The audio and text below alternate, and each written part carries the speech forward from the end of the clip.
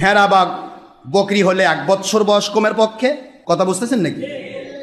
গরু হলে কমের পক্ষে 2 বছর বয়স, উট হলে 6 বছর বয়স। গরু আর মহিষ হলে কয় বছর বয়স? 2 বছর।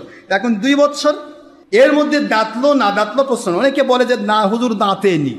আপনি কনফার্ম কি না যে 2 বছর হয়েছে কিনা? 2 বছর হলেই কোরবানি হবে। সুবহানাল্লাহ। মানুষ মিথ্যে কথা বলে, যার কারণে আমরা দাঁতার কথা বলি। দাঁতলে আর এটার মধ্যে ভেজাল থাকে না, কারণ 2 বছর আগে কোনো গরু বকরি দাঁতবেই না। কথা কি বুঝতে পেরেছেন? দাঁত উঠবে না। তো যাই হোক, এখানে প্রশ্ন হলো 2 বছর হলেই কোরবানি যথেষ্ট, 1 বছর ছাগল হলেই যথেষ্ট।